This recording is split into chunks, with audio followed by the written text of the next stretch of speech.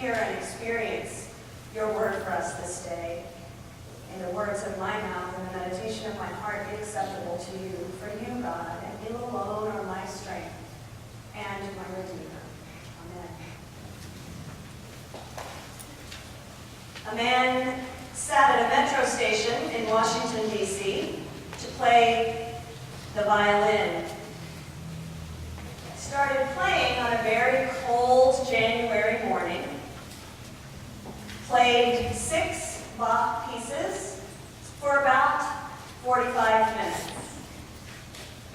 During that time, since it was rush hour, it was calculated that thousands of people went through the station, most of them, of course, on their way to work. 3 minutes went by, and a middle-aged man noticed there was a musician playing. He slowed only slightly and kept going. A minute later, the violinist received his first $1 tip. A woman threw the $1 in, but didn't slow down, just kept walking by. A few minutes later, someone leaned against the wall to listen to him, but the man looked at his watch, moved on. The one who paid the most attention was a 3-year-old boy. His mother kept tugging at him, trying to get him to move on.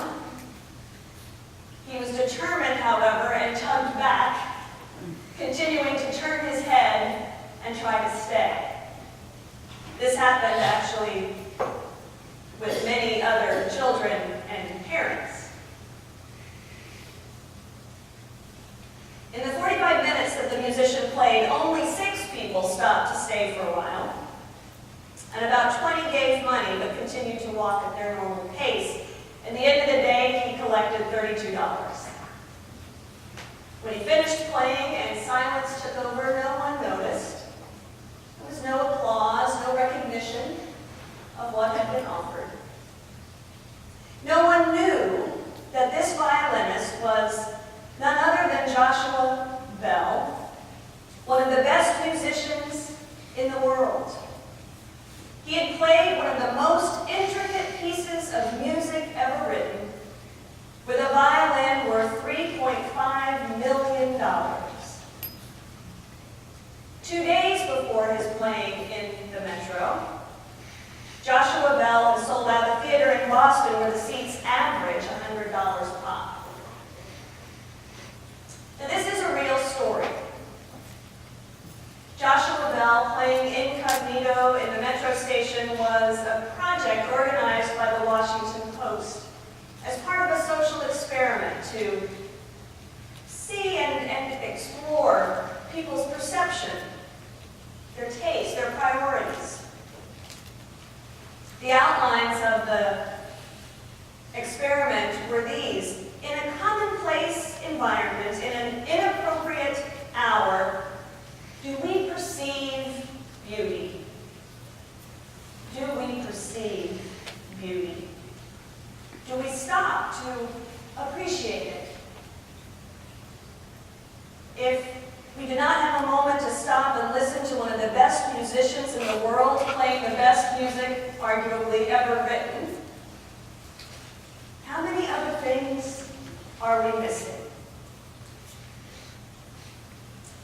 G.K. Chesterton once said that the world would never starve for want of wonders, but only for want of wonder. In other words, there is beautiful music playing all around us. And yet so many of us simply don't perceive it or don't stop to appreciate it.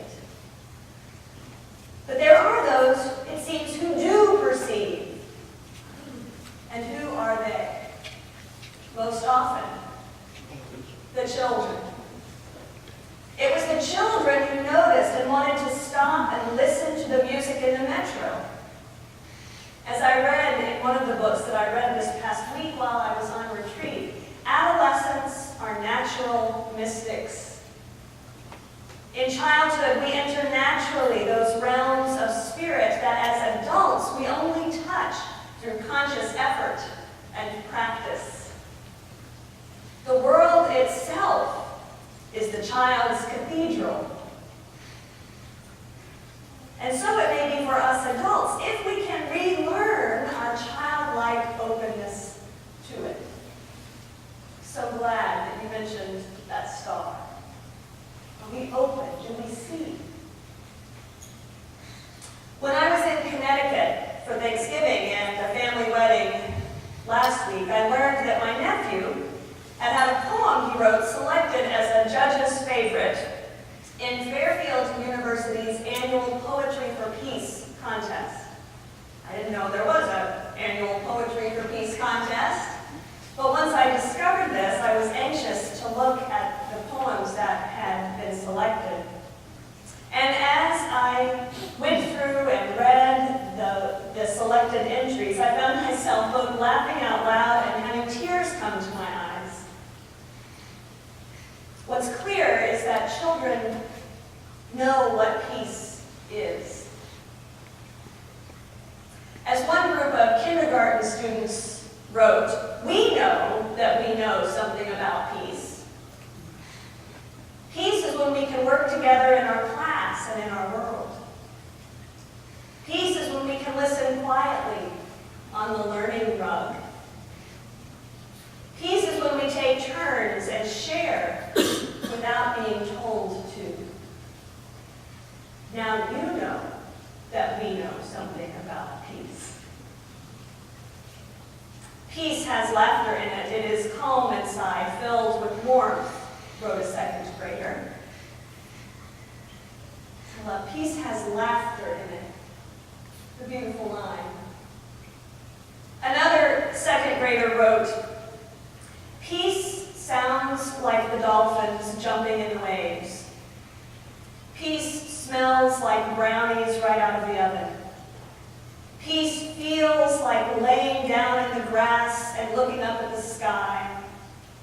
Peace tastes like a mango from a tree. But don't listen to me. Listen to yourself and your heart.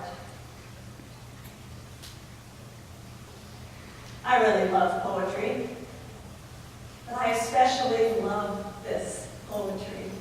I'm going to read one more for you to reflect on right now. Third grader, get this, third grade. Any third graders here this morning? No. Yes?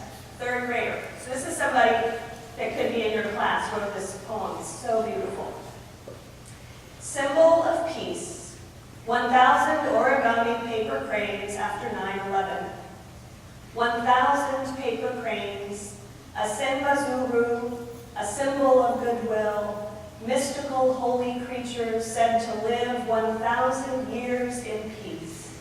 An olive branch, a dove. The dove as lovely and white as the stars at night, the olive branch filled Noah with joy upon approaching land. Freedom brings us joy, and happiness makes all those worries about war and death vanish into the air. This is how I envision peace throughout the world, and how it should be for the rest of our lives.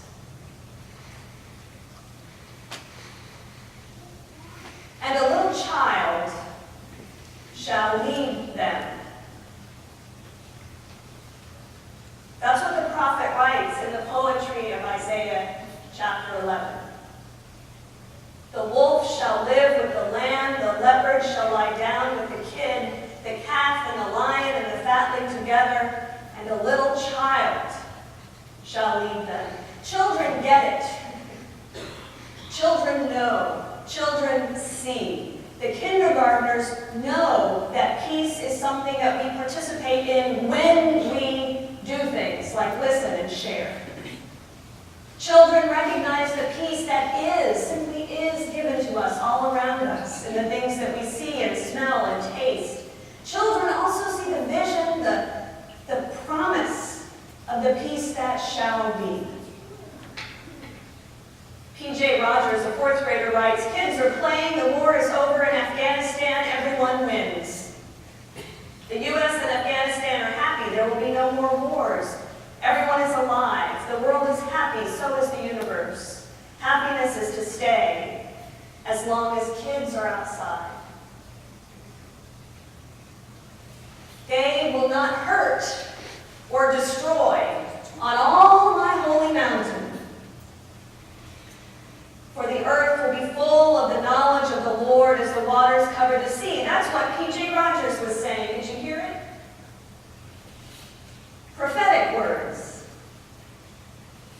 That is what children see. They know it's right. This promise, this truth. Now, some of you might say, well, this is all very sweet and sentimental, little children writing poems about peace. Children are cute, after all, but they don't understand how hard and complicated life is. Tell that to Sky Green, a 7th grader who in his poem, simply entitled Peace, writes, "My belly starved, unhappy, I eat once, muddy streams I drink, evil invades my house. Takes me, my sisters, they slap my mother beloved, sorrow, pain, can't do anything, dark weeps, gunshots crying, God, why us? Hard life, pain, all over again, father died, killed by evil, I am a man, where's my childhood?" Danielle Persaint teaches us in her poem, saying, "You've stripped me of my peace. You've stripped me of my innocence. You've stolen from me. You took away my only chance of believing in peace. Only you can do that to a child. You, the enemy of peace." Children know what peace is, and they know when it's been taken from them. In this season of Advent, the invitation to us all is to make preparations in our lives to receive the gift of Jesus Christ again in a new way. One of the best gifts that Jesus gives to us is the gift of peace. Children know what it is. They know when it's been taken away. Jesus taught that those who receive the kingdom of God as a child will be able to enter it more fully. For us, then, it seems that our work, yours and mine, no matter what our age, is to work to try to look, to listen, to feel, to notice like a child, to relearn our childlike openness.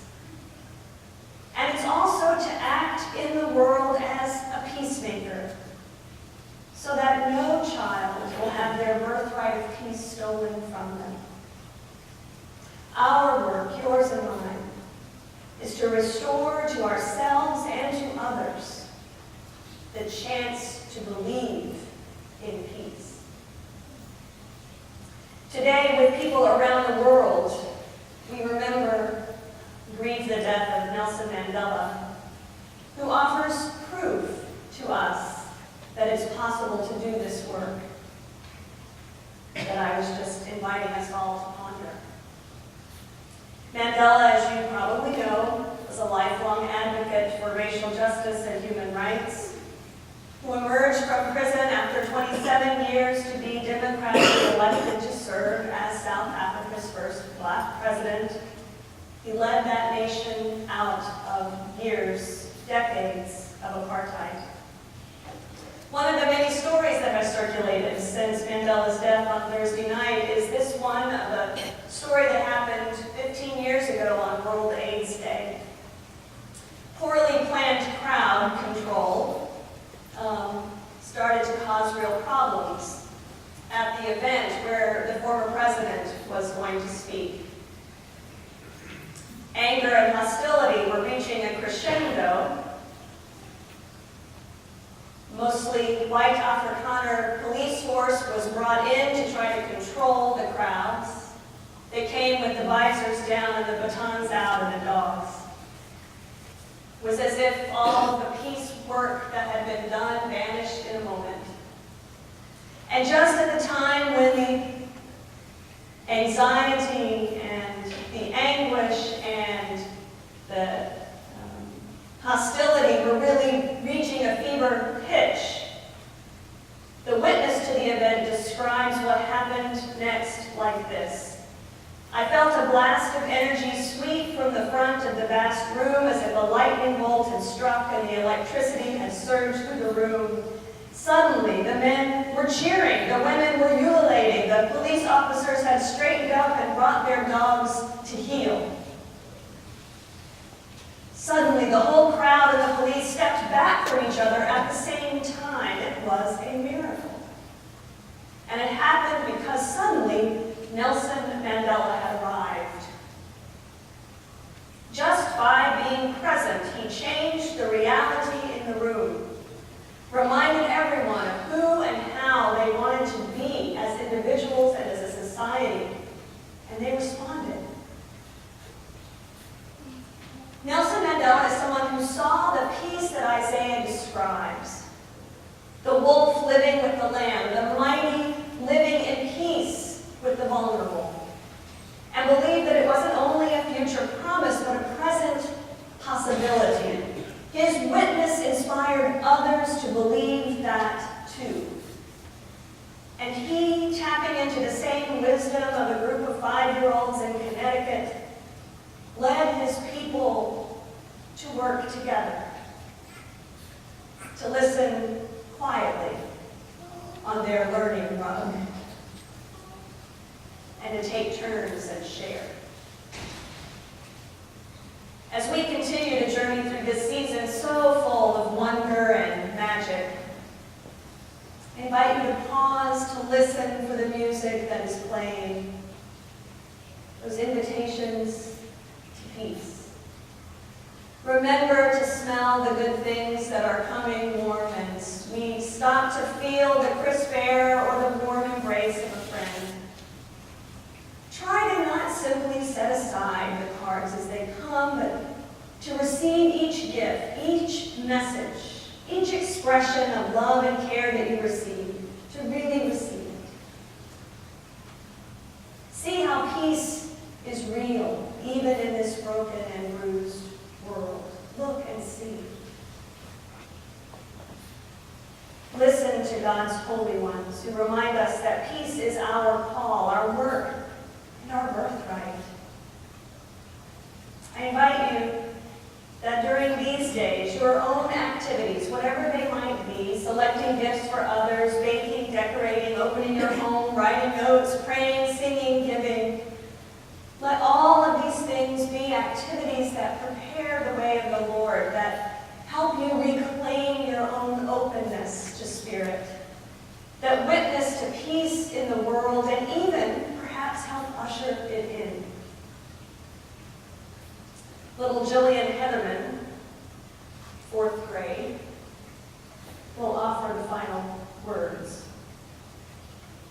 As the moon starts fading at the crack of dawn, I think another peaceful day to celebrate.